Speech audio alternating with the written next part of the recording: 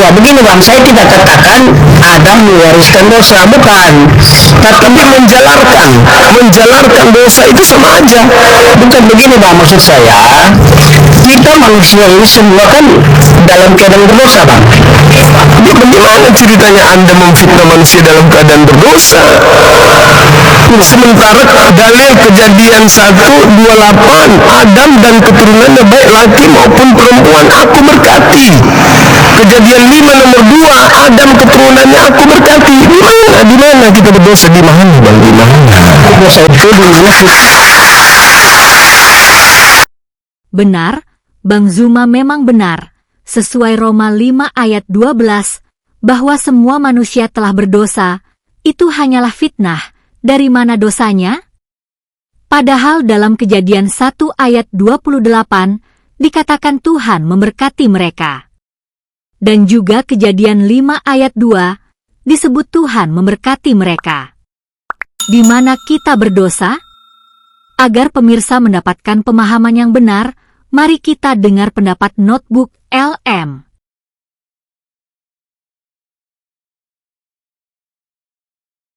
Halo semuanya, selamat datang kembali di Ulasan Materi. Hari ini kita bakal bongkar sebuah misteri teks kuno yang, wow, udah memicu perdebatan luar biasa selama berabad-abad. Kita lagi ngomongin sebuah konsep yang kita sebut paradoks kejadian. Jadi gini, di satu sisi kita punya sumber teks tertua yang ngomongin soal berkat ilahi yang melimpah banget buat umat manusia sejak awal penciptaan. Tapi di sisi lain ada pemahaman dogmatis yang bilang kalau setiap manusia itu lahir udah bawa beban dosa bawaan. Nah pertanyaannya, gimana bisa dua ide yang kelihatannya saling bertolak belakang ini muncul dari akar teks yang sama? Siapin fokus kalian ya, karena kita bakal bedah teks ini lapis demi lapis, murni pakai data dan logika. Oke, mari kita selami bareng-bareng. Kalau Tuhan secara eksplisit memberkati umat manusia, gimana ceritanya kita pada saat yang sama dianggap terlahir sebagai pendosa? Ini bukan cuma pertanyaan filosofis yang ngawang-ngawang loh, ini benar-benar inti dari sebuah ketegangan logis yang sangat nyata. Di sini kita nggak lagi mihak pada keyakinan tertentu ya, tapi kita mau bongkar anatomi dari dua argumen yang saling bersinggungan ini langsung dari teks yang jadi sumber perdebatan mereka. Masuk ke bagian pertama. Paradoks kejadian. Ini dia sebuah debat klasik yang harus kita pahami. Semuanya bermula dari perdebatan tajam antara tradisi Kristen dengan seorang pemikir skeptis yang sering disapa Bang Zuma. Nah, mari kita mulai dengan dasar logika sehari-hari yang jadi jangkar argumentasi skeptis ini. Menurut dia, kata berkat itu kan maknanya positif banget ya.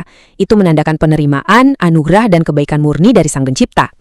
Sebaliknya kata dosa itu udah pasti identik dengan pelanggaran, kesalahan, dan hukuman. Secara akal sehat, dua konsep ini tuh ibarat air sama minyak, nggak bisa nyampur. Kalau umat manusia di awal penciptaannya disebut diberkati, agak susah nih buat akal sehat kita memproses kalau manusia yang sama pada dasarnya diciptakan dalam keadaan terkutuk atau udah bawa dosa bawaan. Lanjut ke bagian 2. Kitab Roma melawan Kitab Kejadian. Dua pandangan yang benar-benar berbeda. Dan ini dengan sangat brilian mengilustrasikan kenapa perbedaan pandangan ini bisa terjadi. Kedua belah pihak ternyata menitik beratkan pada dua kitab yang beda.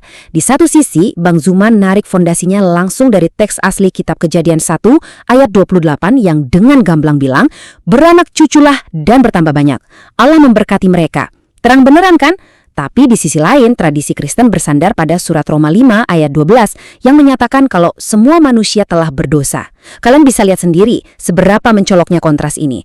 Skeptisisme muncul di titik ini. Gimana mungkin manusia dicap sebagai entitas yang berdosa secara total dari awal penciptaan kalau teks aslinya dengan jelas nyatat muman di mana mereka diberkati secara langsung? Argumen dari pihak skeptis ini kemudian menggali lebih dalam lagi ke ranah keadilan universal. Ada anggapan teologis bahwa manusia mewarisi natur yang rusak pas mereka lahir. Artinya apa?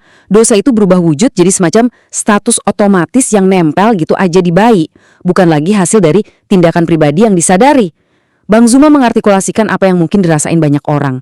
Ngasih label pendosa ke bayi yang baru lahir, yang belum ngerti apa-apa, itu pada dasarnya merusak pemahaman umum kita soal rasa keadilan. Logikanya kan seseorang itu baru patut dihukum kalau dia secara sadar ngelakuin sebuah kesalahan. Betul nggak? Sekarang kita masuk ke bagian 3, pembelaan teologis. Mari kita lihat gimana jawaban dari tradisi Kristen. Tentu aja, tradisi Kristen punya jawaban yang sangat sistematis buat ngerespons argumen ini. Mereka menstrukturkan kronologi kejadian untuk misahin dua narasi yang kelihatannya berantem tadi. Fase pertama itu penciptaan. Di sini semuanya dibuat sangat baik dan murni, persis kayak yang tertulis di Kitab Kejadian pasal 1. Terus, lini masanya bergeser ke Taman Eden, tempat di mana terjadinya kejatuhan Adam. Nah, setelah kejatuhan inilah, di fase ketiga yang kita sebut pasca Eden, natur manusia diyakini udah hancur dan jadi rusak. Jadi pembelaan teologisnya gini, Kejadian pasal 1 ngomongin desain original yang sempurna. Sementara surat Roma ngomongin realitas genetik spiritual manusia setelah tragedi kejatuhan itu. Kelihatannya struktur ini udah nyelesain masalah kita kan? Tapi tunggu dulu, kita masuk ke bagian 4, berkat pasca Eden. Bersiaplah untuk sebuah paradoks baru. Nah, pas misterinya berasa kayak udah terpecahkan oleh lini masa yang rapi tadi, ada satu elemen teks spesifik yang justru memutarbalikkan logika tersebut. Nah, yang bikin slide ini benar-benar menarik adalah fakta kronologis dari Kitab Kejadian 5, ayat 2, yang bunyinya, diciptakannya mereka laki-laki dan perempuan, lalu ia memberkati mereka. Kenapa ayat ini krusial banget? Karena latar waktu di Kejadian pasal 5 ini terjadi jauh setelah Adam dan Hawa berbuat dosa dan diusir dari Taman Eden. Narasi ini nyeritain kehidupan mereka pas mereka udah ada di bumi, lagi ngebesarin keturunan di era pasca kejatuhan. Jelas aja ini memicu pertanyaan balasan dari pihak skeptis yang benar-benar menohok logika. Kalau umat manusia ternyata masih nerima berkat ilahi secara eksplisit setelah terjadinya kejatuhan, apa iya masuk akal kalau dibilang mereka mewarisi natur yang rusak secara total? Bang Zuma menyoroti satu hal penting nih. Kalau Tuhan masih memberkati garis keturunan manusia di luar Taman Eden, argumen yang bilang kalau seluruh ras manusia lahir dalam kutukan dan kerusakan otomatis, jadi kerasa sangat goyah pas dihadapin sama teks sumbernya sendiri. Dan akhirnya, kita balik lagi ke benturan dengan akal sehat. Buat kebanyakan orang yang baca teks ini pakai logika sehari-hari, data tertulis tadi justru ngedukung pandangan kalau manusia itu pada dasarnya terlahir dalam keadaan netral, murni, dan gak bawa beban masa lalu apapun. Dosa itu menurut logika umum ya murni terjadi kalau sebuah individu udah tumbuh dan secara sadar sengaja ngelakuin kesalahan personal. Ini kayak ngajak kita mikir, jangan-jangan interpretasi teologis itu kadang-kadang jalan terlalu jauh sampai melampaui apa yang sebenarnya dicatat sama teks kuno itu sendiri. Bagian 5, kebisuan Kitab Kejadian. Mari kita lihat satu fakta teks yang gak terbantahkan. Ini mungkin salah satu penemuan yang paling mengejutkan dari seluruh investigasi dokumen kita hari ini. Jadi, poin krusialnya ada di sini. Kita harus lihat di mana sebenarnya Kitab Kejadian itu naruh fokusnya. Coba deh perhatiin ketidakseimbangan tekstual yang ekstrim ini.